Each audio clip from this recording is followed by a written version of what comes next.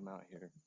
It's actually a week later now. I got back out to the other piece to put in cameras.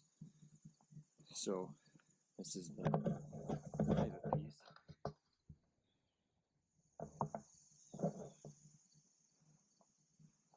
The river's off to the backside of this piece on the north. So it's another chance to hunt river property, a little different setup, a little different look to it. It's basically within city limits almost even. So I've been out here the last couple of years. Actually, that's where I was. I filmed last year at the end of late rifle season, and was able to at least see some deer. And this is the first year I've actually gotten out here to work the piece of property and see. It also flooded. You can see here.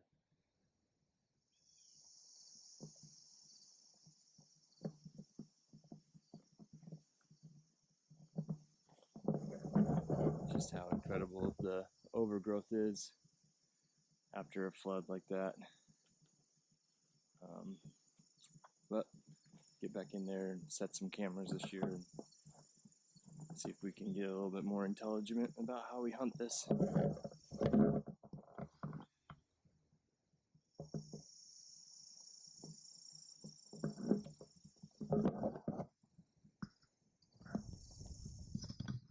Well, it's kind of concerning because I just walked along the eastern boundary.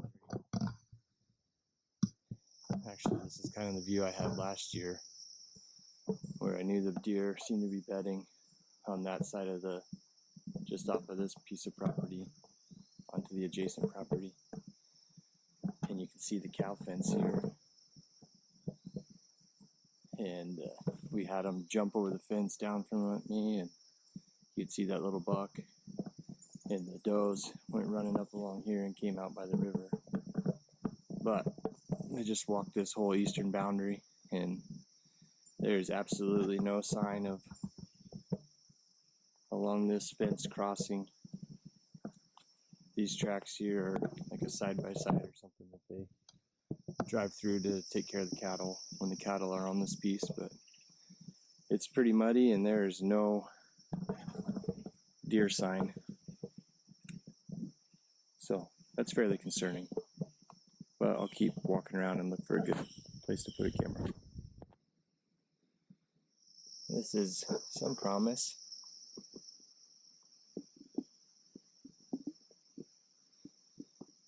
Maybe a little bit bigger than the palm of my hand.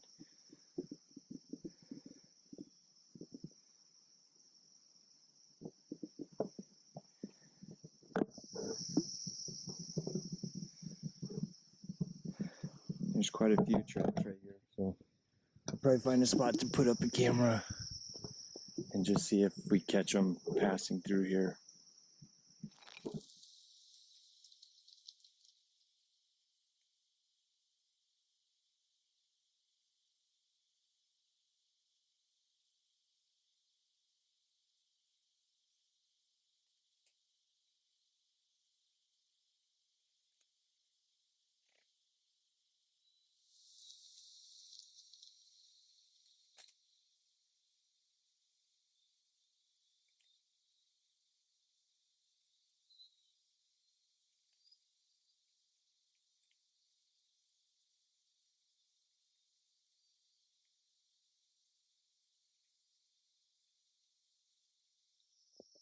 Okay, so while I'm up here, instead of risking life and limb to go get the GoPro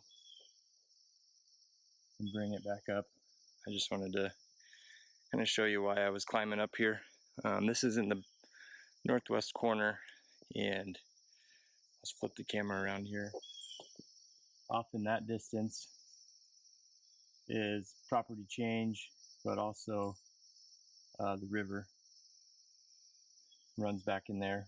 And walking up through here, I could see there's a lot of game trail. So they kind of, a lot of trail intersections around these big trees, a lot of elevation change kind of down into this bottom too. So climbed up, and here's that second camera I just put in, and you can kind of see all the game trails that are coming to this central area. There was a couple spots where it looked like there was some old rubs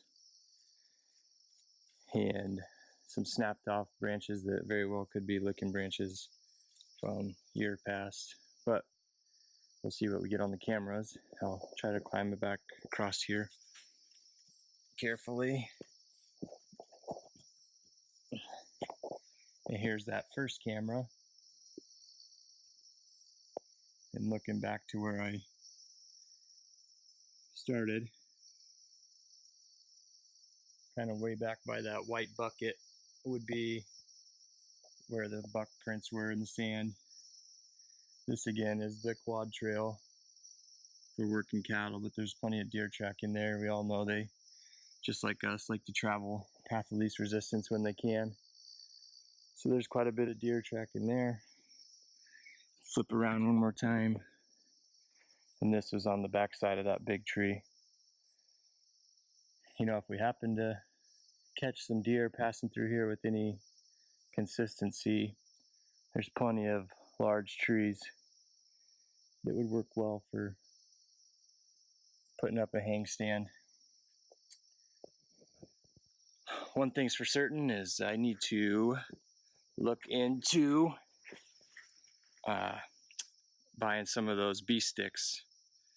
As maybe some of you guys have seen, they're very lightweight, easy to throw on a tree and get up 8 to 10 feet with 2 of them.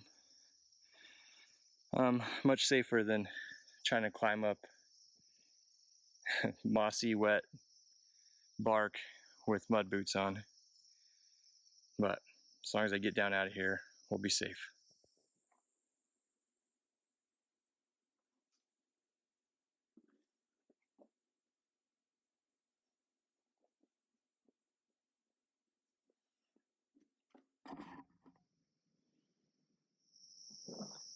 Okay, so I use a combination of Onyx maps as well as Hunt Stand. I started with Hunt Stand and I'm just most familiar with it as far as tracking and locating my objects, so I still use it as well. I'll just show you here how I put in my markers. I like it. There's a lot of options as far as property attributes, stands, different kinds of stands, cameras, different objects, scouting signs, trails, bedding, scat, etc. Also the turkey markers.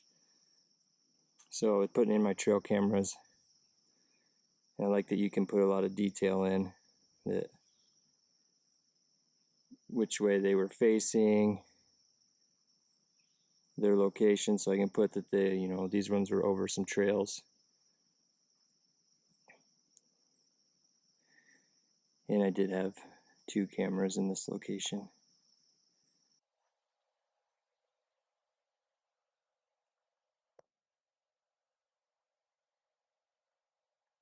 There we go. So my 2 cameras kind of in vicinity. I'll pan out here and show you. As far as the different trail cameras on this public piece in the river that we covered. But here's a nice view on the back of the property. River floating by. Gives us the back border. Cattle fence is still up here, and you can see this thick sand that just got left behind by all the flooding.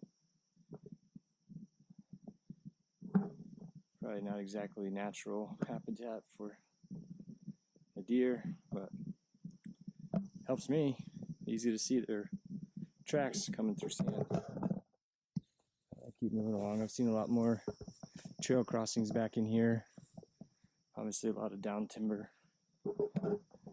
And just trying to find a good path that they're taking to get to these crop fields to my west, where I know they're going. I see them out there scouting for dinner hours.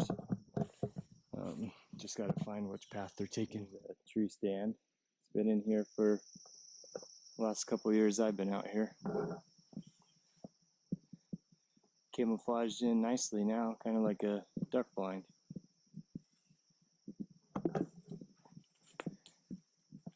Pretty impressive that it withstood the water without mangling it or moving it. It's a pretty low stand, about, I don't know, 8 foot, 9 foot maybe. Tree leaner. Good rifle stand. Facing down this pretty open tunnel on the edge of the field and in between the field and the river. Okay, so I got camera 3 in. I'll show it to you here. Not quite as high. Got it about 7 feet up. But there's a pretty good game trail. The sand here. Just back to the east, down this tunnel, is that hang stand. There's a good amount of game trail down this tunnel. Like I said, we're like 15 yards off the edge of the field.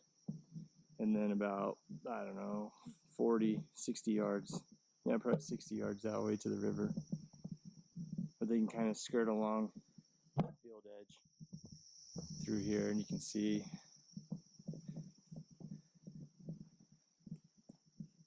a pretty good amount of trail. Never comes through quite as nicely on the camera.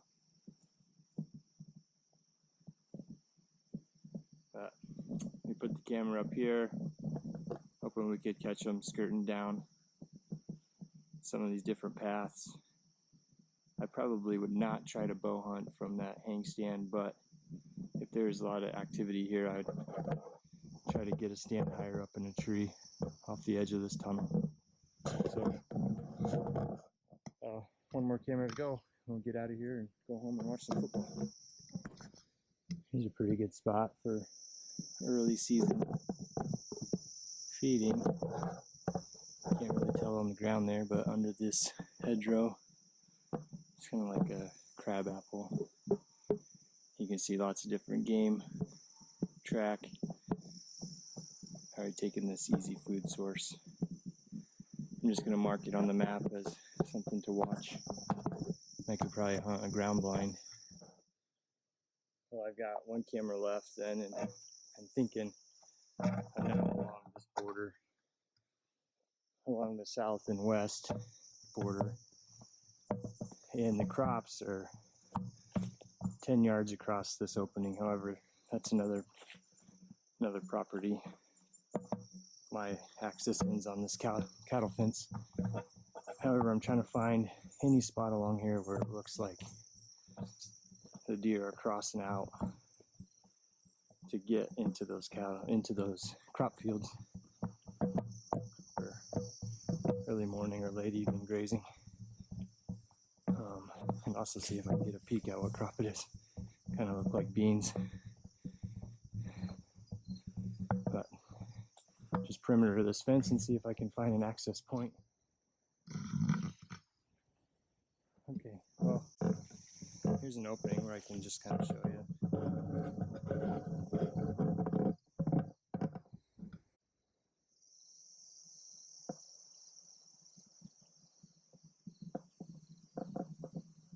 It looks like soybean. Like I said, that property I do not have access on. So I can't do the typical scouting of going out and looking on where it's getting eaten off or most or anything like that. I just got to find a place along here where it looks like they're accessing, getting over this 4-foot electric fence for the cattle. You gotta go somewhere because this 4-foot fence perimeter is the whole property. And there's plenty of evidence of them being in here and trailing through here. So you just find a good spot, just like this. You can see some prints back here. And it certainly looks more worn down, sneaking out into that field there. So here's another spot I'll mark on the map, just to kind of try to keep an eye on. Okay, well, I think I really found what I'm looking for And typical deer behavior, of course, it's on the furthest back, absolute corner of the property. Hopefully you can kind of see.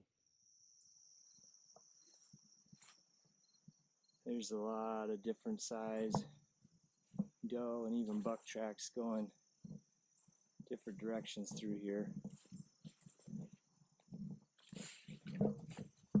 Kind of lose them in this vegetation, but then a lot more out here again. And I'm still not finding a real weak spot where it looks like they're attacking this fence. But you can see here, and this fence is almost 5 feet high right here. But you can see they're going right along. And they must be breaking out into the field right out in this back corner of the field. There's a terrace on the field, so they could actually graze on this back corner without being seen from main roads. Just a little pocket down there. They've got the river here, and then they're just coming in and out across this sand into the open. This is where we have access, and it kind of thickens up and makes that dog leg back to where we started. But I'm going to try to find a place to put a camera here and see if I can just catch them trailing.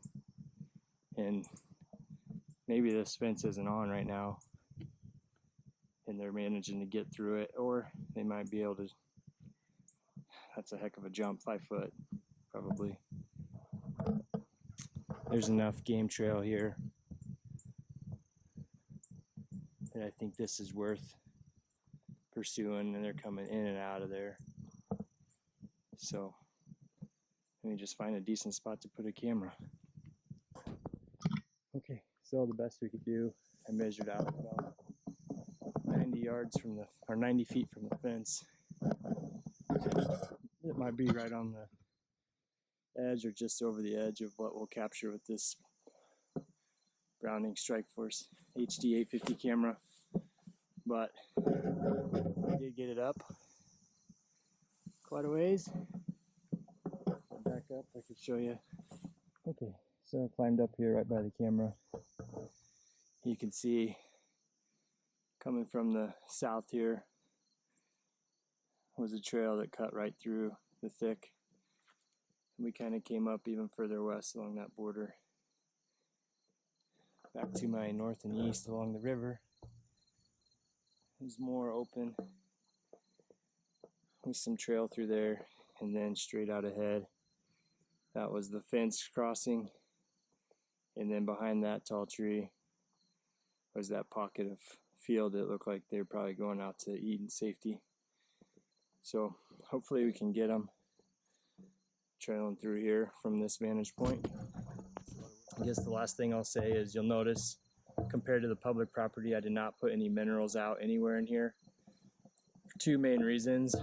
First being this property belongs to a couple vets, veterinarians, and they'll be putting some cattle out here eventually, and I don't want to be putting anything out here that they might mess with their cattle or anything like that.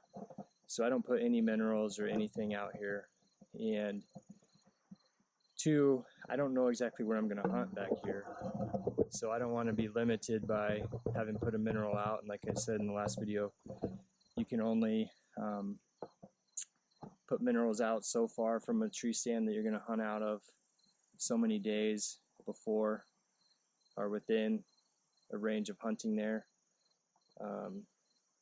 So I don't want to risk that. So I just don't put anything out on this private property.